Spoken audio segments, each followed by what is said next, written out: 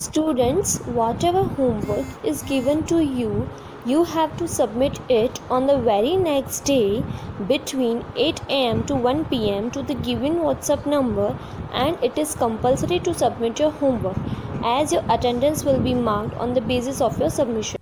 Hello students, this is Nitin Sharma and today we are going to start with our new topic of chapter number 5, that is adjacent angles. Okay?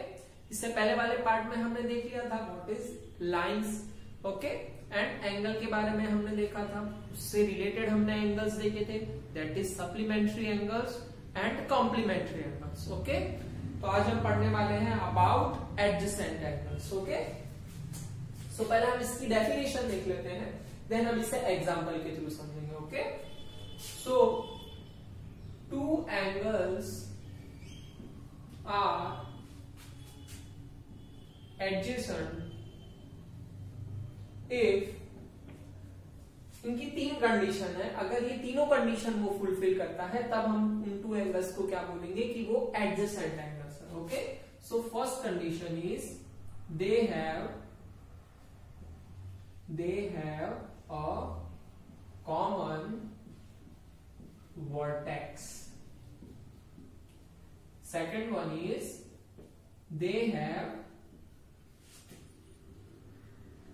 a common arm, and third one is उनका क्या first क्या है, उनका common vertex होना चाहिए. Second one is they have a common arm and the non common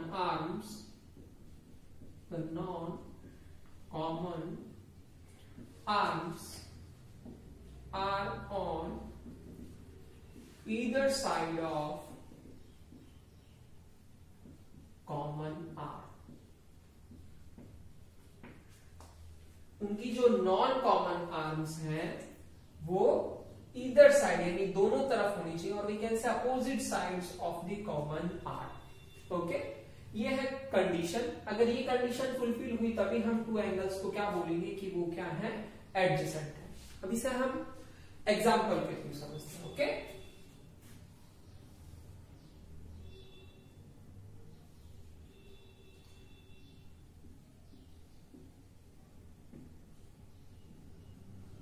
okay, जैसे मैं यहां पे पूछ रहा हूं let A B D and D B C are adjacent और नॉट, क्या ABD angle ABD and angle DBC adjacent है या नहीं, वो हमें बताना है. ठीक है, अब इस कंडीशन को हम इसमें अप्लाई करके देखते हैं, तब हमें ये कंडीशन अच्छे से समझ में आएंगी. तो फर्स्ट हम देखते हैं कि एंगल एबीडी है कहां पर. ये रहा angle A B D. Okay, A B D means this one, and second one is angle D B C. So this is are D B C means this one. हमें बताना है कि क्या ये एंगल इस एंगल के adjacent है या नहीं है, वो हमें बताना. सो फर्स्ट कंडीशन चेक करते हैं हम, क्या मिलना चाहिए उनका, दे हैव अ कॉमन वर्टेक्स. हमने वर्टेक्स पढ़ा हुआ है. वर्टेक्स क्या होता है, जहां पे लाइन सेगमेंट मीट करती है उस पॉइंट को हम क्या बोलते हैं, vertex. Okay, so they have a common vertex. अब angle A B D and D B C में कॉमन वर्टेक्स आपको क्या मिला, बी मिला. सो कॉमन वर्टेक्स आपका क्या हो गया, यहाँ पे कॉमन वर्टेक्स क्या हो गया, बी हो गया. क्लियर, ए बी डी में भी क्या आ रहा है, बी आ रहा है, एंड डी बी सी में भी क्या आ रहा है, बी आ रहा है. तो उनका कॉमन वर्टेक्स क्या हो गया, बी हो गया. सो फर्स्ट कंडीशन फुलफिल हो गई. सेकंड कंडीशन क्या है, they have a common arm. उनकी क्या होनी चाहिए, कॉमन आर्म भी होनी चाहिए. ठीक है, जैसे इसमें आर्म्स कौन कौन सी है, बी सी है, बीडी एक आर्म है, बीए एक आर्म है. वैसे हमें एक कॉमन आर्म मिलनी चाहिए जो दोनों एंगल्स में कॉमन हो. तो फर्स्ट एंगल हम देखते हैं, ए बी डी में भी क्या आ रहा है, बीडी आ रहा है. Okay, and D B C में भी क्या आ रहा है, बीडी ही आ रहा है. ओके, फिर से मैं रिपीट कर रहा हूं, ए बी डी में भी क्या कौन सी आर्म आ रही है, बीडी आ रही है, एंड डीबीसी में भी कौन सी आर्म आ रही है, डीबी आ रही है। तो सेकंड कंडीशन भी हमें क्या मिल गई, कॉमन आर्म हमें मिल गई, कॉमन आर्म। कॉमन आर्म कौन सी हो गई आपकी, BD, B D. Clear? And the third condition is the non-common arms are on either side of common arm। उसकी जो नॉन कॉमन आर्म्स हैं वो कॉमन आर्म के दोनों साइड पे होनी चाहिए, ठीक है, एक ही साइड नहीं होनी चाहिए, दोनों साइड में होनी चाहिए। तो हम देख लेते हैं कि बीडी तो कॉमन आर्म थी, तो नॉन कॉमन आर्म्स कौन सी हो गई उसकी, नॉन कॉमन आर्म्स।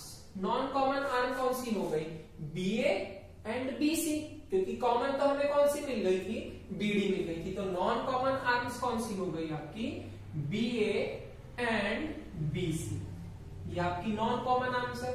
बट यही हमें नहीं देखना है, नॉन कॉमन आर्म्स का होनी चाहिए on the either side of common arm, दोनों तरफ होनी चाहिए।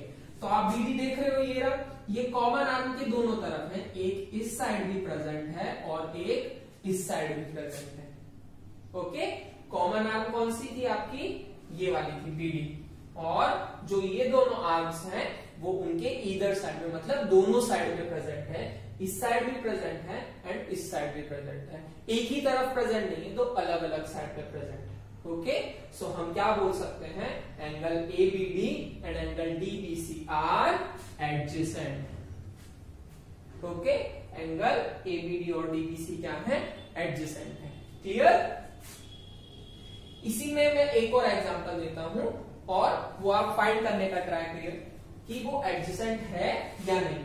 ओके, दूसरा एंगल मैं देता हूं यहां पे, इसको हम थोड़ा इनसे हटा देते हैं। अब आपको बताना है कि क्या angle ABC and DBC adjacent है या नहीं। कौन सा एंगल, एंगल एबीसी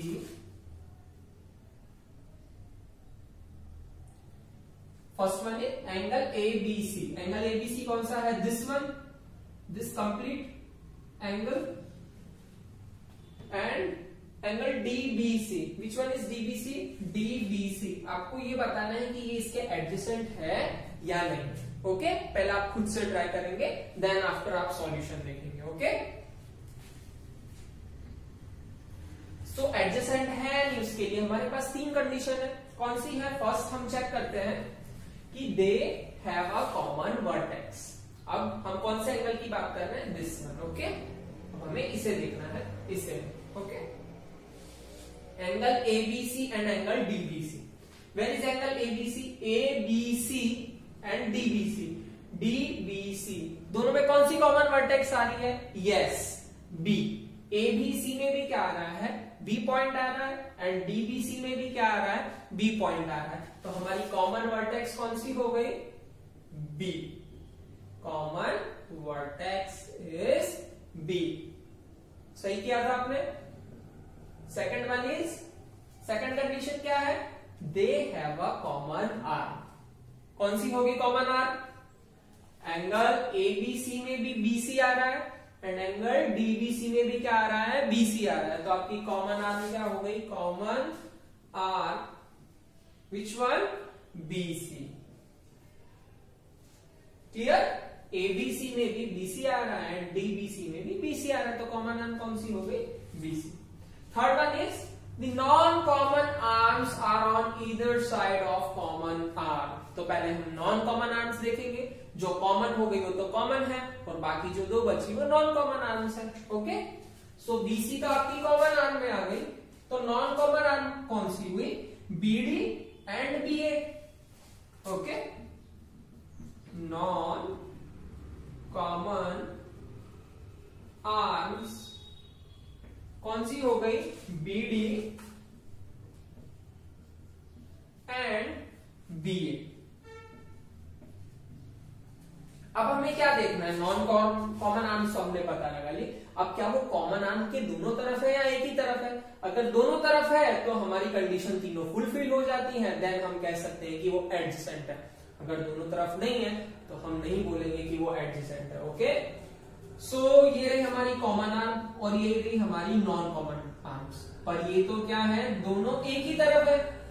ठीक है, बीडीबी इसके सेम साइड में है एंड एबीबी जो नॉन कॉमन आर्म्स है वो कॉमन आर्म के एक ही साइड में है। ओके, सो थर्ड कंडीशन हमारी फुलफिल हो रही नहीं है, तो हम क्या बोलेंगे, angle ABC and angle DBC are not adjacent angles. Clear हुआ? इसलिए हमें ये तीन कंडीशन ध्यान रखनी है। इन तीन कंडीशन के बाद ही हम कह पाएंगे कि दो एंगल एडजेसेंट है या नहीं है। ओके, अब हम डिस्कस करते हैं about linear pair. Okay, so पहले हम लीनियर पेयर की डेफिनेशन देख लेते हैं। Two adjacent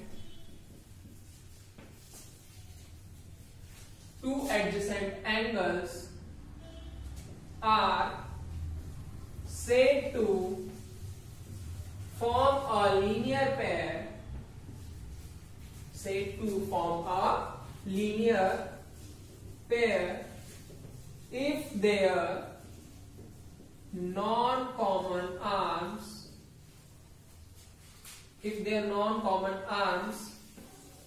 forms and if their non-common arms are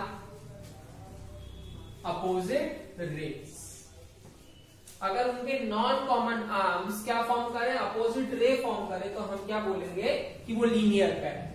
और एंगल्स कैसे होने चाहिए, आपके एडजेसेंट होने चाहिए। एक एग्जांपल के थ्रू हम समझ लेते हैं।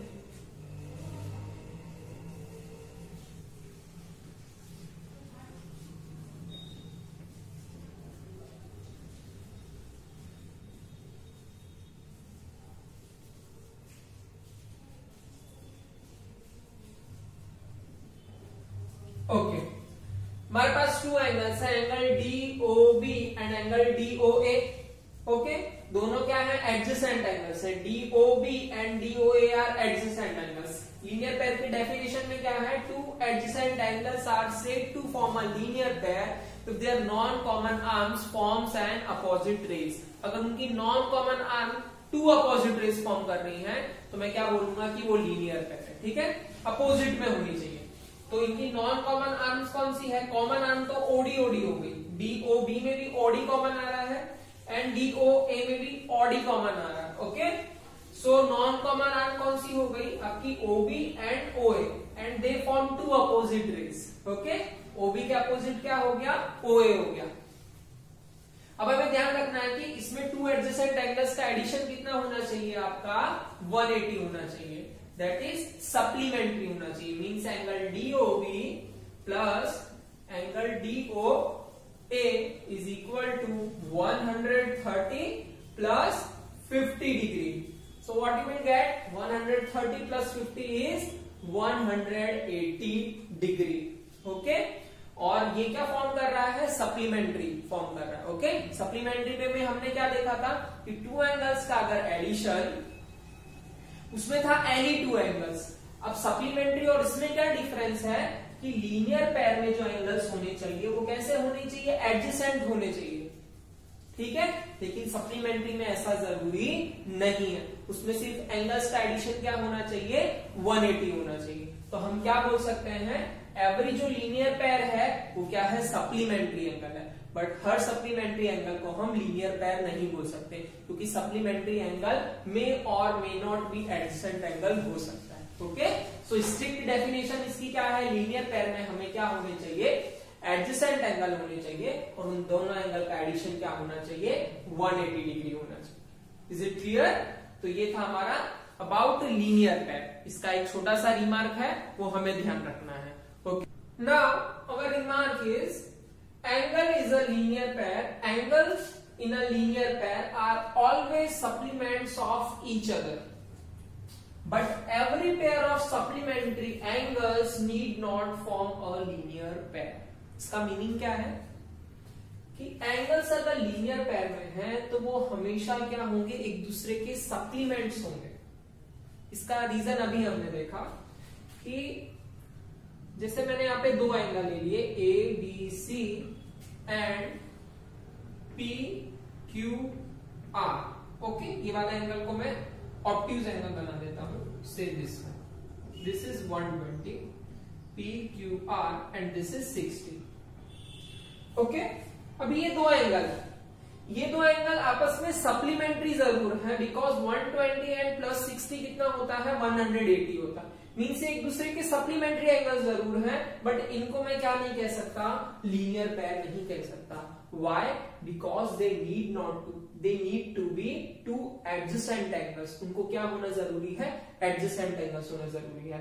तो ये किसका एग्जांपल है, आपका सप्लीमेंट्री एंगल का एग्जांपल है। भले इनका एडिशन क्या हो रहा है, 180 हो रहा है। ओके, सो वही लिखा है कि angles in a linear pair are always supplements to each other. Linear pair में आपका सप्लीमेंट होगा ही होगा, but every pair of supplementary angle, लेकिन हर पेयर सप्लीमेंट्री एंगल की जरूरी नहीं है कि वो क्या फॉर्म करे, लीनियर पेयर फॉर्म करे। उसका एग्जांपल मैंने यहाँ पे आपको दे दिया कि ये सप्लीमेंट का एग्जांपल है, बट ये लीनियर पेयर फॉर्म कर रहा नहीं है। क्लियर?